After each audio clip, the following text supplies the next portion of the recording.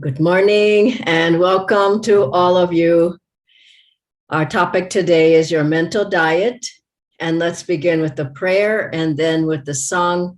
I'd like you to join in and sing along with the Ananda singers, this beautiful song. The words will be on the screen.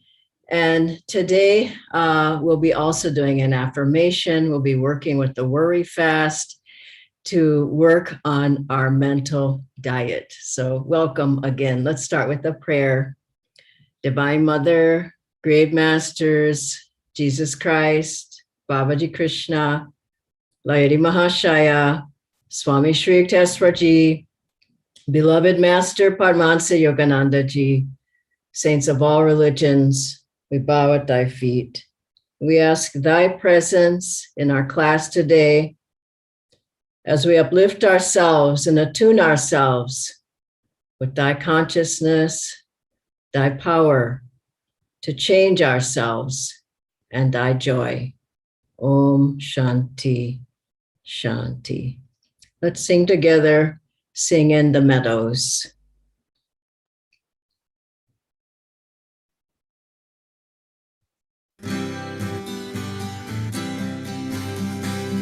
Sing in the meadows and everywhere, sing out a blessing to everyone. Lift up your voices, lift your hands on high, sing and the battle is won. Sing in the meadows and everywhere, sing out a blessing to everyone. Lift up your voices, lift your hands on high, sing and the battle is won. Sing in the meadows and everywhere, sing out a blessing to everyone. Lift up your voices, lift your hands on high, sing and the battle is won.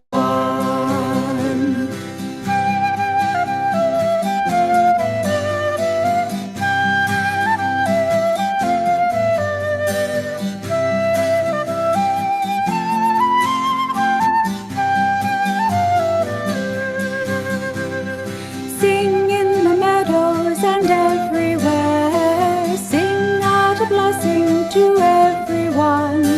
Lift up your voices, lift your hands on high, sing and the battle is won. Sing in the meadows and everywhere, sing out a blessing to everyone. Lift up your voices, lift your hands on high, sing and the battle is won. Sing in the meadows and everywhere, sing out a blessing to everyone. Lift up your voices, lift your hands on high, sing and the battle is won. Sing and the battle is won. Sing and the battle is won.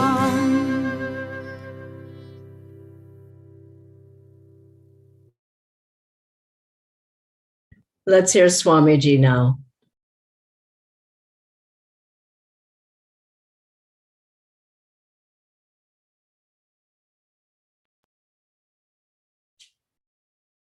On the one hand, our environment, the kind of vibrations, the magnetism of the people around us, these things have a very great influence upon us. If you mix with negative people, Ramakrishna used to say, you can't peel an onion without your hands smelling.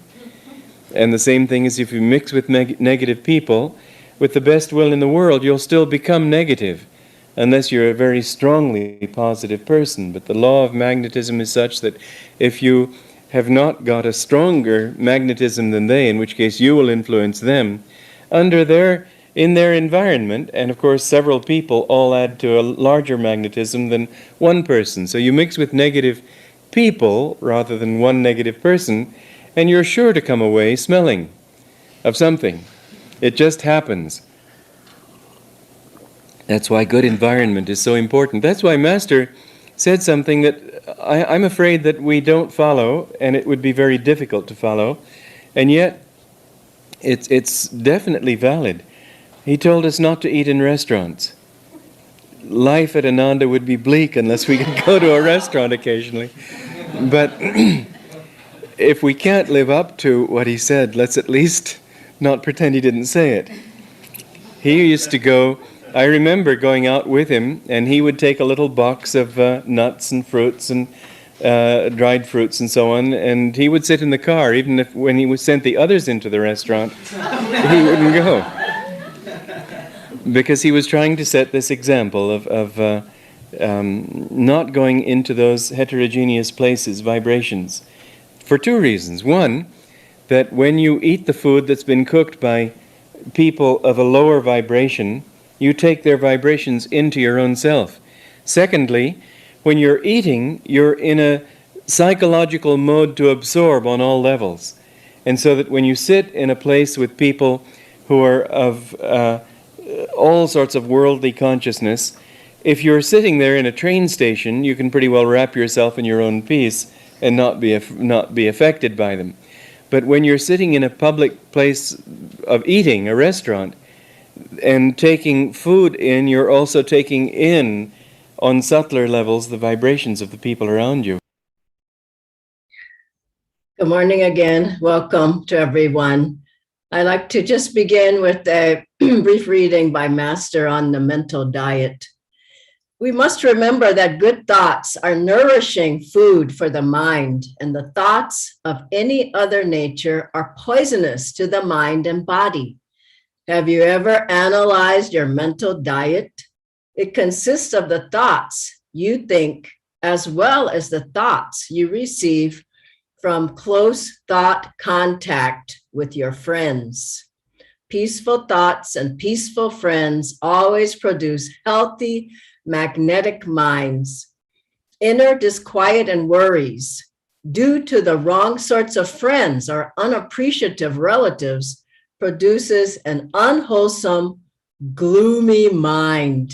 Try working on your mental diet.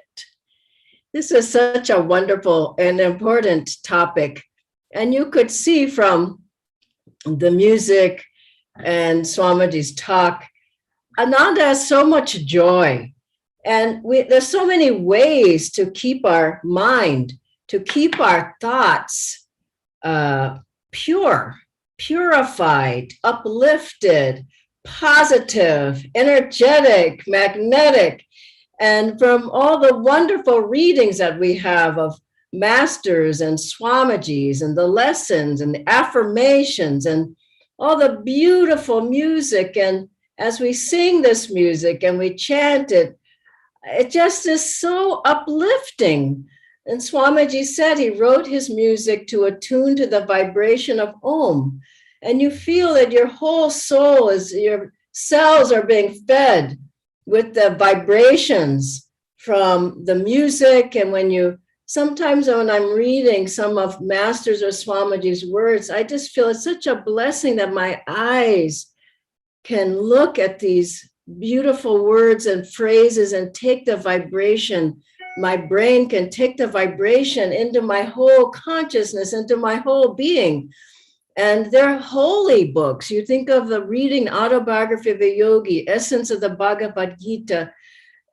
What a blessing to even be able to draw those vibrations in. And you think of the wonderful things that we can read or we can see, or even in nature, when I go in the park, I just immerse myself in the vibrations of looking at the trees and the flowers, and you think of the opposite of that, of something that's chaotic, disorganized, low vibration, negative.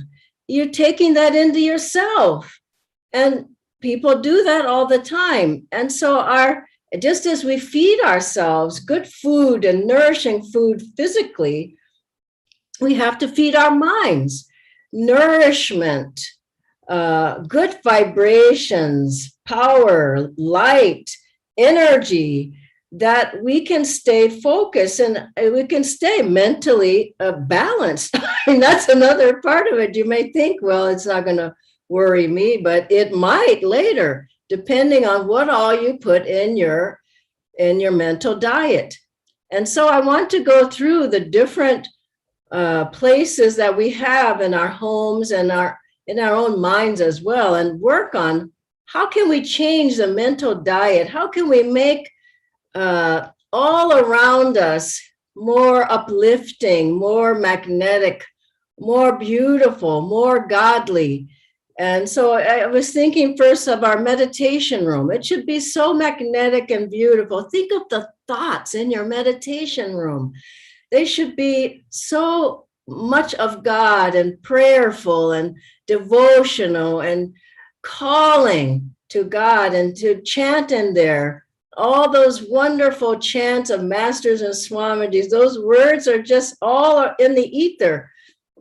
In your meditation room, there was an incident with Dr. Lewis on an experience of God. And his mother had told him to do a particular thing. This when he was a little boy, and he was on the landing, and his mother said, "You must come and do this." And he said, I don't want to do it. And a voice from everywhere, nowhere said, "Mind your mother." And he looked around and couldn't see anything. And he said his mother heard the voice as well. Interestingly enough, when Master went to Dr. Lewis's house, he was going up the stairs and he stopped there at the landing. He said, "Right here, you had an experience of God, didn't you?" And Dr. Lewis told him what happened. And so these thoughts are registered all around you, in the walls of your house, in the floor, in the ceiling, in the ether, everywhere. So imagine in your meditation room the vibrations that are coming out of that room. And every time you go there, those vibrations are just lifting you up so that you can meditate more deeply. You can contact God more. So keep it magnetic, keep it beautiful with flowers and candles and whatever, incense. And you see how beautiful this altar is here. And make it a magnetic place. So when you go in there, you feel the presence of God. Then I was thinking about the kitchen.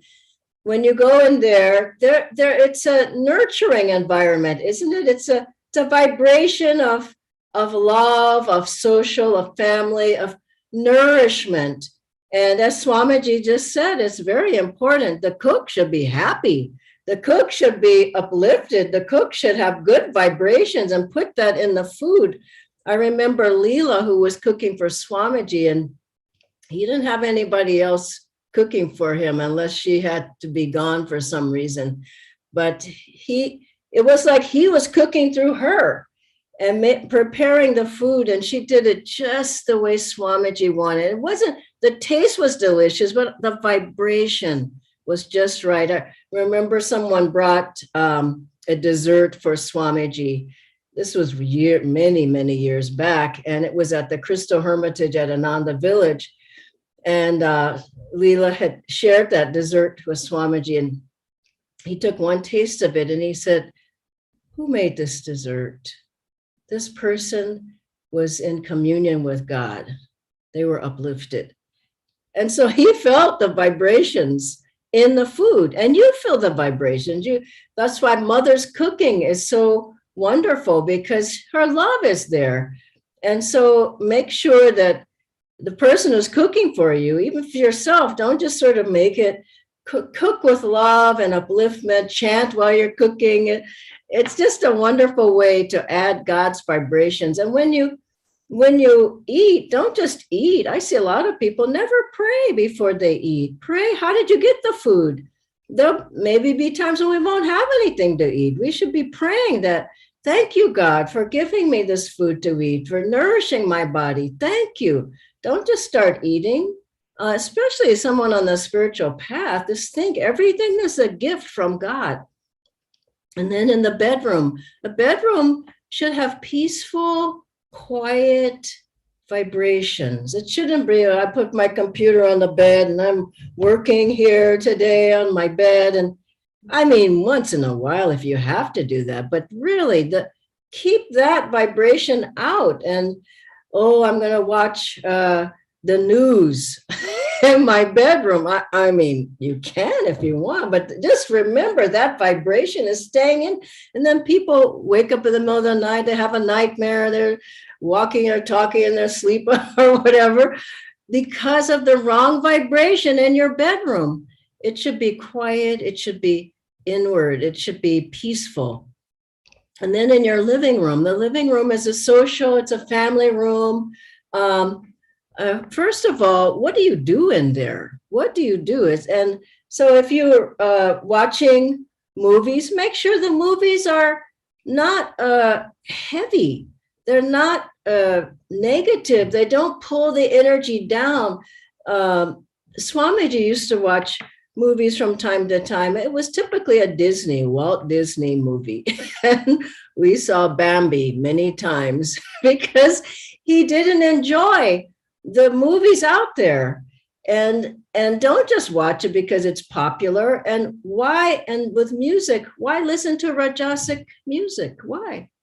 I've got in some people's cars and the music was bum, bum, bum, bum, bum. And I said, I know you're just not listening. No, Dhyana ji, I'm not listening. I said, well, it's on your speaker here. You must be listening to that, and be careful. So in your home, play videos, movies that are clean, that are inspiring if you can, maybe biographies or nature movies, or and listen to music that's uplifting. It could be classical, it could be Ananda music. I think is the best. But, music that's healing, that's calming. Because if you get too much Rajas going, we're already living in a Rajasic time, on a Rajasic planet, as Swamiji said.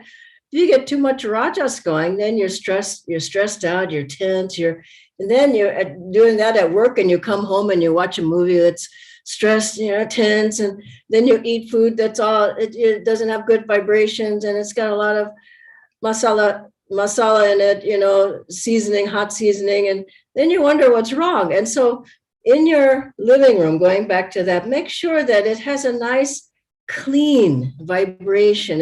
It's uplifting. The colors are nice. Colors are important. And maybe you have plants. The music is nice that you play in there. The movies, and everything has an uplifting vibration. Maybe you have beautiful paintings. I have some beautiful paintings of Jyotishji here in the house, and also of Dana Anderson. They're beautiful, and I look at them and I'm so happy that they're there.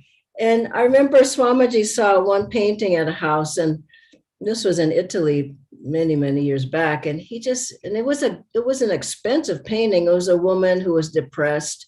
She was kind of looking like this. And Swamiji said, why would a person have that in their house? Do they want to look like that woman? And so think about what you have. Be conscious is what basically the mental diet is about. Be conscious what you have in your house, what you watch, what you listen to, what you see. Be conscious of the colors around. Be conscious of how you look yourself, the colors that you wear. Black isn't a color that's uplifting, let's face it. And heavy colors pull your energy down.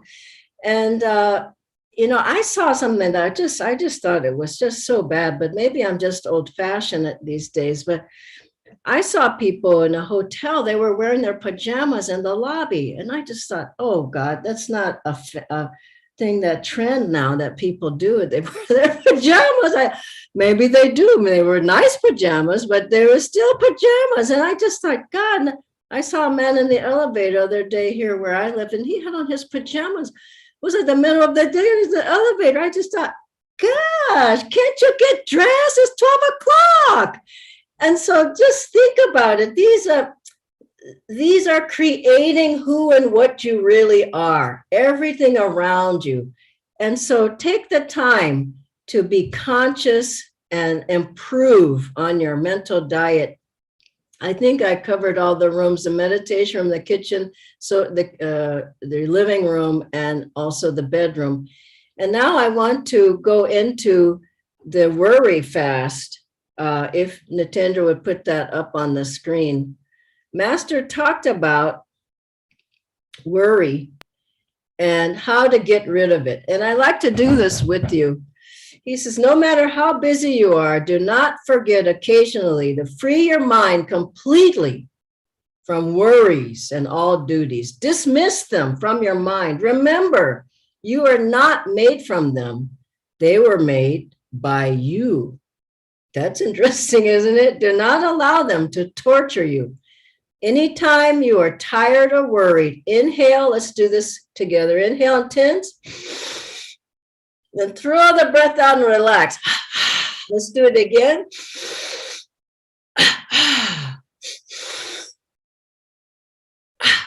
Now remain without thought or breath for a few moments. Close your eyes. Remain without thought or breath.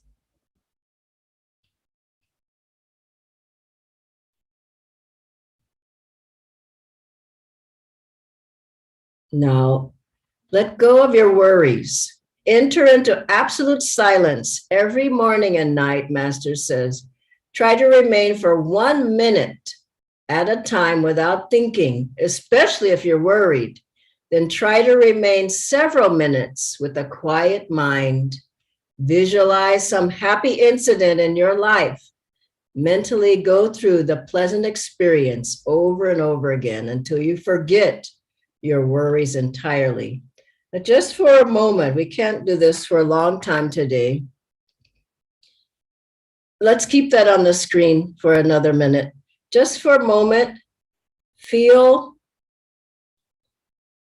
yourself centered within. Close your eyes and think of some worry in your life now. Just for a moment. Now think of some happy or pleasant experience you've had. Could be recently, it could have been a while back.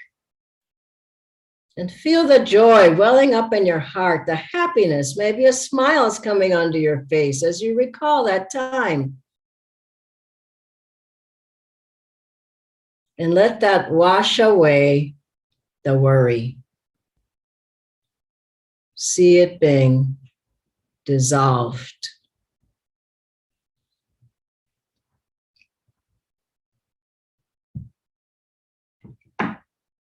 Now I'd like to go into an affirmation of Masters. We can take this off now and bring up the affirmation.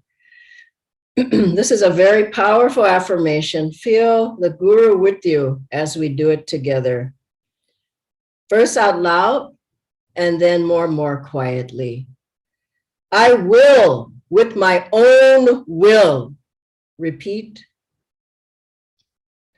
Which flows from the divine will.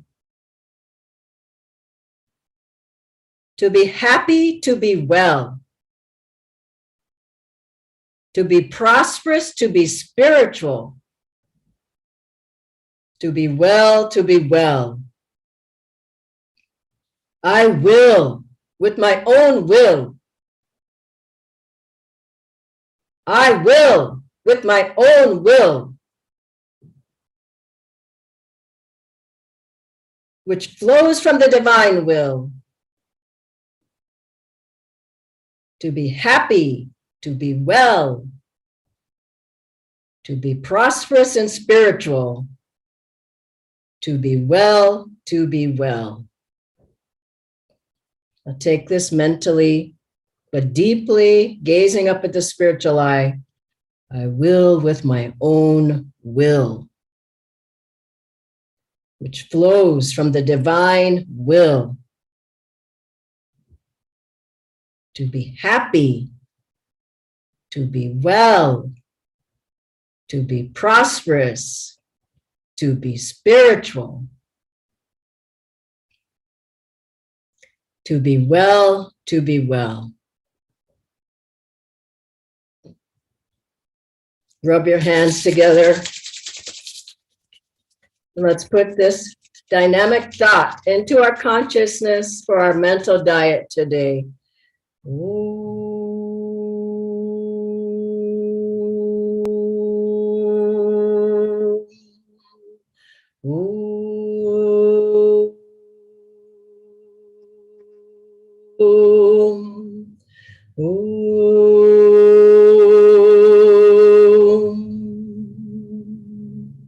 Shanti, shanti, shanti.